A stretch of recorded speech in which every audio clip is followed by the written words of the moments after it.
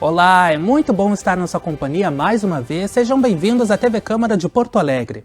O outono já chegou. No ano passado, sabemos bem como foi. E neste ano, o que podemos esperar da estação de transição do calor para o frio? Os principais modelos, de previsão do tempo, eles indicam que a gente tenha um período com chuvas relativamente abaixo da média para os próximos 3 meses, durante os meses de outono, e com temperaturas levemente acima da média. Os dinos entre nós. Descoberta inédita feita por pesquisadores da URGS trazem sinais de vida de espécies extintas há milhares de anos. A rocha marca com detalhes a presença de um dinossauro carnívoro do período Jurássico no sul do Brasil. Trata-se de um dos achados mais relevantes para a ciência do nosso país. E ainda, durante a visita a uma exposição em um shopping da Zona Sul de Porto Alegre, nossa equipe de reportagem passou por apuros.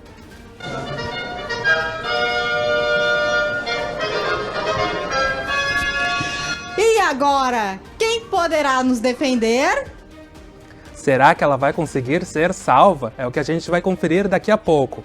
E no programa de hoje ainda vamos falar sobre um novo método para acompanhar lotação das emergências aqui em Porto Alegre. Tem muita coisa acontecendo na capital dos gaúchos. Confira tudo isso a partir de agora.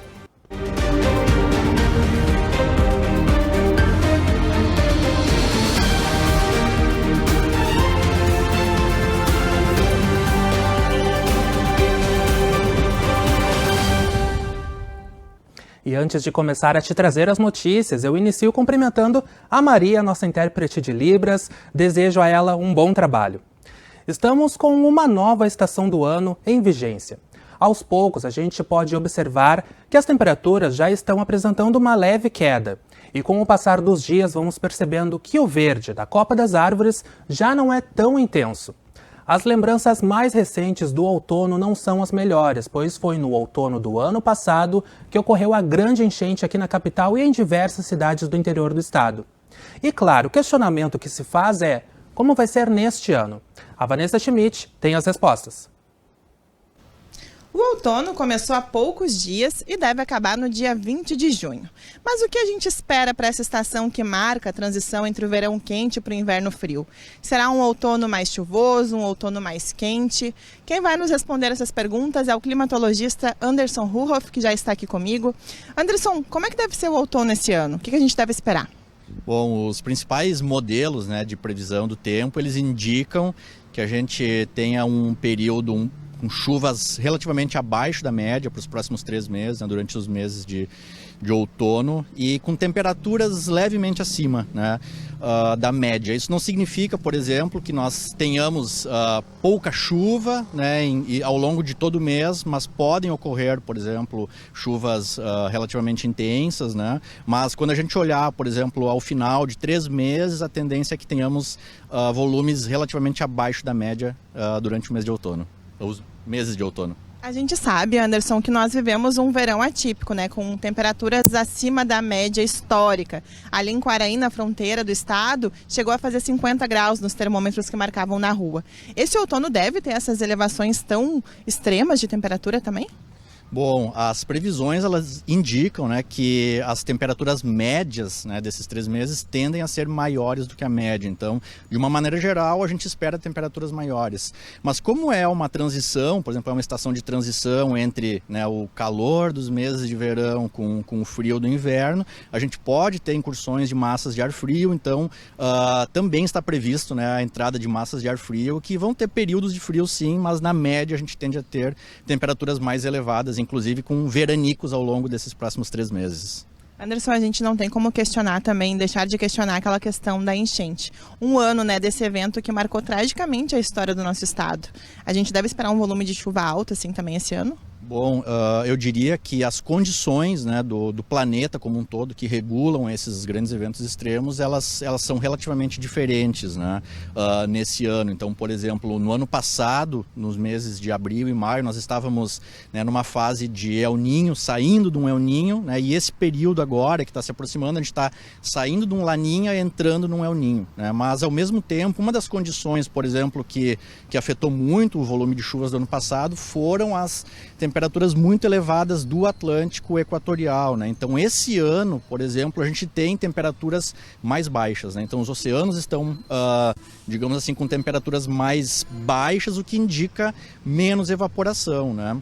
Mas eu diria que em contrapartida, né, a temperatura do ar ela ainda está muito elevada. Então 2024 foi um ano extremamente quente, 2025, né, os primeiros meses do ano eles continuam assim. Então isso é um pouquinho preocupante porque pode desencadear alguns eventos extremos, né?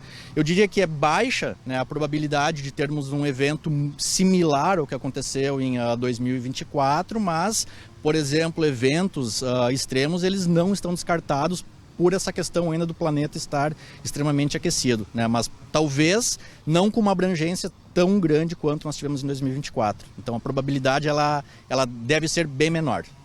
Anderson, não sei se é uma observação minha, mas eu percebo que nos últimos anos a gente não tem usado muitos casacos, né? Esse ano a gente vai ter frio, assim, um frio absurdo ou um frio mais neutro? Como é que deve ser o outono desse ano? Bom, essa estação de transição, né, ela indica que a gente tem predomínio tanto de massas de ar quente quanto massas de ar frio. Então as massas de ar frio, né, as frentes frias, elas vão ficando mais frequentes e vão baixando gradualmente a temperatura. Então, possivelmente, né, muito provavelmente a gente vai ter períodos de frio, né, bastante frio, até eu diria assim, mas na média, né, esse período ele tende a ter temperaturas mais elevadas, né? Então a gente pode ter frio intenso, por exemplo, mas por períodos relativamente mais curtos, né? Então a temperatura, por exemplo, ela sobe rapidamente depois de uma passagem de uma massa de ar frio, por exemplo. Obrigada pelas informações e um bom trabalho, Anderson. Eu que agradeço o convite. Então esse foi o climatologista Anderson Ruhoff conversando conosco, nos trazendo essas informações. A gente está acostumado aqui no Rio Grande do Sul a viver muitas vezes as 4 estações num dia. E é o que a gente espera para esse outono. Vai ter calor, vai ter chuva, vai ter frio, enfim, vai ser o pacote completo. Volto para o estúdio. Tenho certeza que muita gente que assistiu essa entrevista da Vanessa com o climatologista ficou aliviada de saber que o outono desse ano vai ser diferente do ano passado. Não existe essa expectativa de que os eventos se repitam, né? Fica aqui mais uma vez o agradecimento ao Anderson por trazer as informações pra gente, e eu já tô só pelas temperaturas baixas chegarem de vez. Bom, agora a gente muda de assunto e fala sobre saúde. A alta nas notificações de dengue e chikungunya tem gerado um grande alerta para a população. Em 2025 já são mais de 1.800 casos de dengue e um caso de chikungunya. Para falar sobre esse alerta, a importância da prevenção e como o município está enfrentando esse problema, nós conversamos agora com a repórter Vanessa Schmidt, que está lá na Vigilância em Saúde do município. Não é, Vanessa? Quais as informações que você tem para a gente? Seja muito bem-vinda. Boa tarde. Boa tarde, Gui. Boa tarde para quem nos acompanha aqui na TV Câmara. Pois é, a gente está aqui na sede da Vigilância em Saúde do município para poder falar sobre isso. Historicamente, abril, de acordo com a Secretaria Estadual de Saúde, é um mês em que acontecem picos de dengue. Porém, Gui, olha só o que aconteceu. Na terça-feira, o Centro Estadual de Vigilância em Saúde emitiu um alerta epidemiológico reforçando essa questão da prevenção e da segurança, porque o vírus da dengue, da chikungunya, ele está circulando com força aqui no nosso estado. Esse documento ele serve para reforçar as ações que os municípios gaúchos fazem para combater, né, o mosquito Aedes aegypti, que transmite essas doenças para a gente, essas doenças extremamente perigosas. Então, para a gente entender como o município está trabalhando nesse sentido, eu vou conversar agora com a enfermeira responsável pelas arboviroses aqui na Vigilância em Saúde do município, a enfermeira Raquel Rosa, que já está aqui conosco. Raquel, seja muito bem-vinda. Antes de tudo, Raquel, como é que está a situação no município? É para a gente se preocupar? Sim, boa tarde. É para a gente se preocupar, sim, né?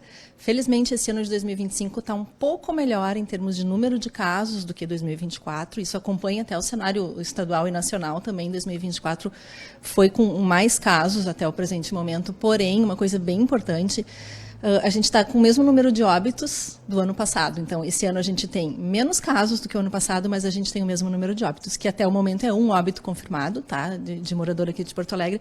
Mas isso significa que a dengue matou mais este ano do que o ano passado, né, se a gente fizer a proporção. Então, isso é bem preocupante.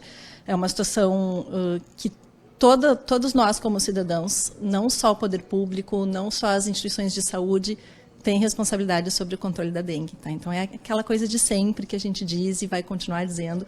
A gente tem que cuidar dos nossos pátios, das nossas casas, dos pratinhos de planta, das piscinas, das tampinhas de garrafa PET que podem acumular água. Isso, assim, questão de 7 a 10 dias, o mosquito já consegue sair voando dali e sair contaminando se ele tiver com vírus. E bem como tu disseste no comecinho aí, quando tu nos chamaste, Gui, é isso, né? Aqui na capital já são mais de 1.800 casos de dengue confirmados e pelo menos um caso de chikungunya. Queria então, Raquel, que tu me reforçasse, por que geralmente em abril aumentam esses casos? De fato é histórico, né? A gente observa assim nas curvas históricas que as epidemias ou mesmo os surtos em março, abril eles tendem a ter um pico, né? Muito provavelmente é por conta do calor que a gente vem vindo, né? Vem do verão. E a gente está com caso em Porto Alegre, na verdade, de 2024 para 2025 não paramos de ter caso, né? Foi a primeira vez assim que a gente não ficou nenhum mês sem ter caso de um ano para o outro. Então a gente já entrou o ano de 2025 com alguns casos em alguns bairros, né? À medida que o tempo vai passando, a infestação do mosquito vai aumentando, né, em termos de calor e focos de água parada, enfim. Isso só vai se espalhando cada vez mais, aí acaba culminando em abril, né? Não por abril ser um mês mais quente que os outros, não, é que vem um crescente do verão para cá, né? E aí, quando chove, só piora, né? Eu conversava aqui antes de começar a nossa entrevista com a Raquel, Gui, sobre a dengue, né? Em abril do ano passado, eu tive dengue e foi, de longe, a pior doença que eu já tive. Mas, claro, cada pessoa, né, tem seus sintomas, cada pessoa apresenta um quadro. Então, eu vou te perguntar agora, Raquel, quais são os sintomas, quais são as diferenças e semelhanças entre dengue e chikungunya? Tá, ótima pergunta. Bom, o quadro clássico da dengue é febre, é uma doença febril, então quase 100% dos casos vai começar com a febre, acompanhada principalmente de muita dor no corpo, muita dor de cabeça, uma dor de cabeça que dói também atrás dos olhos, né? A gente fala dor retroorbital, mas não é só aquela dorzinha, assim, por conta da dor de cabeça, é uma dor para movimentar o globo ocular. Ela é bem característica da dengue. Muita gente tem náusea, tem muito vômito, que pode ser um sinal preocupante, se a pessoa fica vomitando demais, não consegue ingerir líquido. Esse é um problema bem importante, que aí ela tem que buscar atendimento para fazer soro na veia e tal, se é que a dengue tem algum tratamento, o único deles é a hidratação, né? Tomar muito líquido, ou se não consegue ingerir porque está vomitando, tem que fazer na veia. Mas, assim, a principal diferença da dengue para a chikungunya é a dor articular, né? A dor nas juntas, como popularmente se fala. A dengue também pode ter dor articular, mas a chikungunya é uma dor muito mais intensa, assim, praticamente incapacitante. A pessoa com chikungunya, ela tende a não conseguir nem levantar de um sofá sozinha. Ela vai precisar de ajuda. Ela não consegue nem fazer um aperto de mão com força. Tamanha dor, assim, às vezes até inflamação que dá nas articulações. A principal diferença é essa, tá? E antes de devolver para você aí no estúdio, Gui, só para reforçar, vou pedir, ano passado eu conversei com a Raquel, ela me reforçou sobre essa questão de que até mesmo uma tampinha com água parada pode ser foco para o Aedes aegypti e causar essas doenças aí que matam, infelizmente. A gente sabe que dengue mata, chikungunya também mata, então a gente tem que se cuidar, tem que se prevenir. Então, Raquel, quero que tu deixe um recado para a gente percebe que a Secretaria está trabalhando para isso, inclusive aqui a gente está na sala onde ficam as câmaras frias para conservar as amostras de sangue, as amostras que são coletadas para continuar investigando esses casos que são suspeitas, né, Raquel? Quero que tu reforce para quem está nos acompanhando aqui quais são os cuidados básicos, o que a gente, enquanto população, pode fazer para evitar, né, de que aconteça dengue e chikungunya com nós. Perfeito, é isso, cuidar dos seus pátios, mesmo que não mora em casa, né? No apartamento, às vezes a gente tem aquele hábito de deixar um balde com água, né? Se ele tiver um produto de limpeza bom, não é tanto risco, né? Mas evitar água parada em qualquer situação, e também não basta só tirar a água, né? Se a gente for pensar num pratinho de planta, que ficou ali, pegou uma água da chuva, não basta eu esvaziar. Eu tenho que escovar, porque a mosquita, a fêmea, ela deposita seus ovos na superfície, né, nas paredezinhas do recipiente, seja tampinha, seja uma piscina, seja um balde, seja um pratinho de planta. Vai ficar os ovinhos ali, que de 7 a 10 dias já vira uma forma alada, né, que já pode sair voando, e se aquela larvinha, aquele ovinho estiver contaminado, esse mosquito, quando sair voando, ele já vai poder sair transmitindo. Então, a gente precisa escovar, pelo menos uma vez por semana, essa rotina de revisão nas suas casas a gente precisa fazer. Raquel, obrigada por falar conosco, parabéns pelo trabalho e obrigada pelas informações. Boa tarde a todos, obrigada pela oportunidade. Então, essa foi a enfermeira responsável aqui pela parte das arboviroses na Diretoria de Vigilância em Saúde, Raquel Rosa. Gui, é isso aí, né? O combate ao mosquito Aedes aegypti é uma luta de todos. Então, todo mundo, vamos cuidar, né? Cuidar da água parada, prestar atenção nesses cuidados para evitar que essas doenças nos atinjam. Gui, volto para o estúdio contigo. Verdade, Vanessa, com certeza. Muito obrigado pelas informações que você e que a Raquel também trouxeram. Muito obrigado à participação dela, toda a equipe da Secretaria Municipal da Saúde, que sempre é muito solícita com a imprensa para nos trazer esclarecimentos. Obrigado, boa tarde para todo mundo. A gente segue por aqui agora para falar, vamos nessa aqui? A gente segue para falar da área da saúde, pois o município começou a operar um novo dashboard interativo que consolida dados sobre ocupação hospitalar e situação das emergências na rede do Sistema Único de Saúde, o SUS, aqui na capital. A nova ferramenta reúne informações detalhadas sobre a capacidade dos hospitais, permitindo um monitoramento mais preciso da estrutura disponível para atendimento da população. Vamos conferir aqui o exemplo de como funciona esse site aqui no telão, que eu vou mostrar para vocês. Como pode se conferir todas as informações. Por exemplo, a última atualização é essa aqui que nós temos, dos leitos adulto em hospitais de alta complexidade. Nesse momento, a emergência adulto do Hospital Conceição está com superlotação de 163%, a do Hospital Santa Casa, emergência adulto, 232%. A gente confere aqui que o Clínicas também está com mais de 200% de lotação e o Hospital São Lucas da PUC também com 230%. Nesse site, gente, é possível conferir também os hospitais de alta complexidade, de média complexidade e também a situação das unidades de pronto atendimento podem ser conferidas aqui. Também a gente vê que tem informações sobre a origem do paciente internado, já que muitos pacientes que buscam também atendimento em hospitais da capital gaúcha são da região metropolitana, de outras cidades, então essas informações também ficam disponíveis aqui no dashboard das emergências de Porto Alegre. O painel foi desenvolvido pela Secretaria Municipal de Saúde e pela Procempa para proporcionar transparência e eficiência na gestão hospitalar, permitindo que gestores, profissionais da saúde e a imprensa acompanhem em tempo real os números relacionados a redes de urgência e emergência aqui da cidade. A taxa de ocupação das emergências hospitalares e os dados mais recentes são atualizados 8 vezes ao dia, permitindo o monitoramento constante da demanda. Esse dashboard pode ser acessado pelo site que aparece na tela e clicar na opção Dashboard das Emergências, que vai te levar direto para estes dados que a gente conferiu aqui no telão. É só acessar o site da prefeitura.poa.br/SMS, que é o site da Secretaria Municipal da Saúde. E tem mais uma notícia importante na área da saúde aqui da capital. Começa no próximo dia 7, segunda-feira, a campanha de vacinação contra a gripe aqui em Porto Alegre. Nessa fase inicial, o público-alvo são os idosos a partir dos 60 anos, crianças de 6 meses a menores de 6 anos, gestantes, puérperas até 45 dias pós-parto, indígenas e quilombolas. Todas as unidades de saúde da cidade vão estar disponibilizando doses contra a influenza. Em Porto Alegre, o público-alvo estimado apto para receber a vacina é de quase 737 mil pessoas, sendo aquelas com 60 anos ou mais o maior número, mais de 300 mil pessoas. Na segunda semana da campanha, a previsão é oferecer a dose também para trabalhadores da saúde de todos os níveis, públicos e privados, trabalhadores da educação do ensino superior e o do básico, pessoas com comorbidades e condições clínicas especiais de todas as idades a partir de 6 meses, pessoas com deficiência, adolescentes e jovens de 12 a 21 anos, cumprindo medidas socioeducativas, funcionários do sistema prisional e pessoas privadas de liberdade. Na terceira semana da campanha, os membros das Forças de Segurança e Salvamento, Forças Armadas, caminhoneiros, trabalhadores do transporte público urbano, portuários e dos Correios se somam aos demais grupos. Para comprovação, gestantes, quilombolas, indígenas e pessoas com deficiência são autodeclarados, basta referir a condição no momento da vacinação. Para crianças, basta apresentar a caderneta de vacinação. Os demais grupos devem levar qualquer tipo de documento com foto que comprove a condição, receita médica, crachá ou carteira de trabalho. Então fica aí o recado para o pessoal: a partir do dia 7, segunda-feira, começa a campanha de vacinação contra a gripe. É muito importante, a vacina salva vidas e isso já é mais do que provado, é indiscutível. A gente agora vai falar de ciência, vamos seguir falando de ciências, mas de uma outra área. Pesquisadores da Universidade Federal do Rio Grande do Sul divulgaram na semana passada a descoberta de novas pegadas de 4 grupos de dinossauros, entre elas com a melhor estado de preservação extraída na região oeste aqui do Rio Grande do Sul.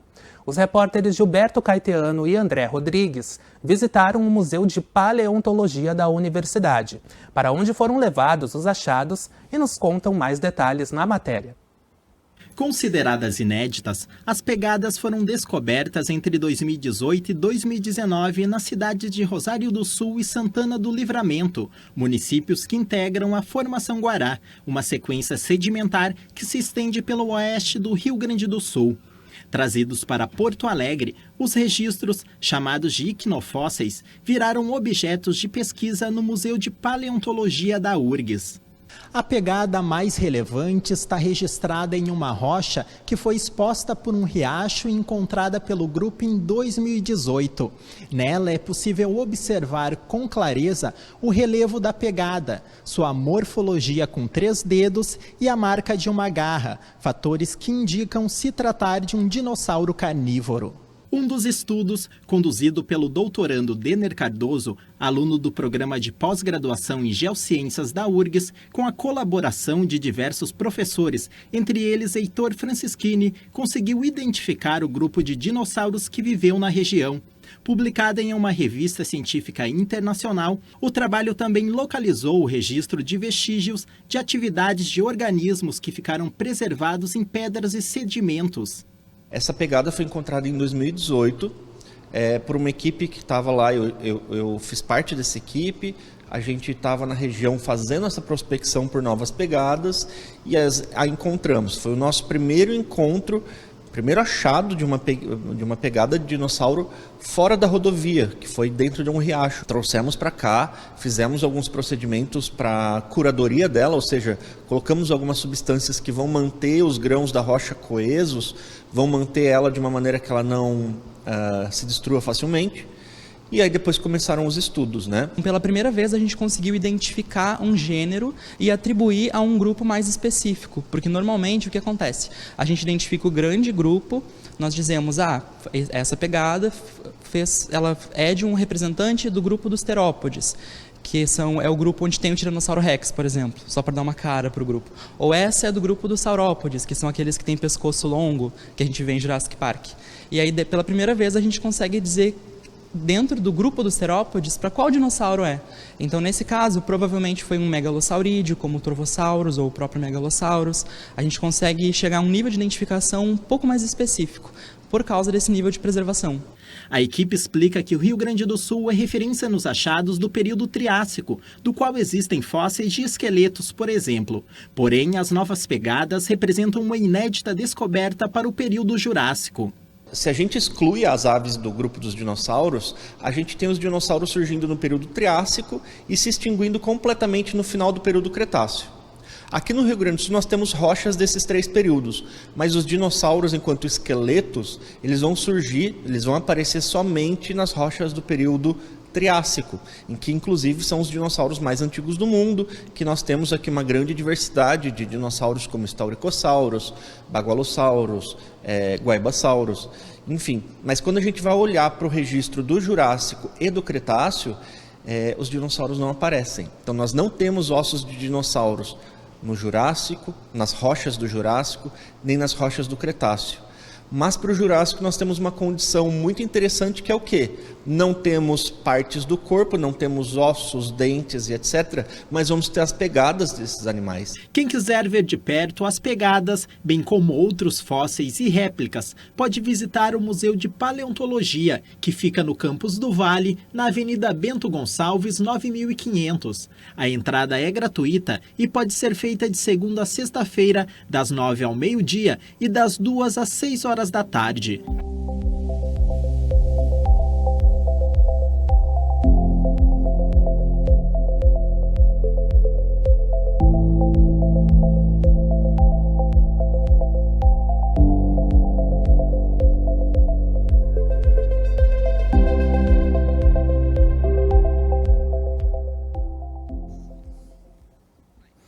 Não é de hoje que a gente vem tendo indícios de que Jurassic Park aqui no Rio Grande do Sul, volta e meia, tem registros de vidas de dinossauros por aqui no estado. Bom, você deve lembrar que na abertura eu disse que uma das nossas equipes de reportagem estava em apuros. Mas claro, não passava de uma brincadeira. Na estreia da nossa repórter aqui na TV Câmara, vocês vão conferir que a Caroline Cardoso foi até uma exposição muito legal que está acontecendo aqui na cidade, de personagens que marcaram várias gerações. Há 40 anos, o Brasil ganhava um personagem que iria conquistar o coração da população. Em 24 de agosto de 1984, estreava Chaves, um fenômeno mundial. E para celebrar a data, Porto Alegre recebe uma exposição tão especial quanto o personagem que marcou gerações.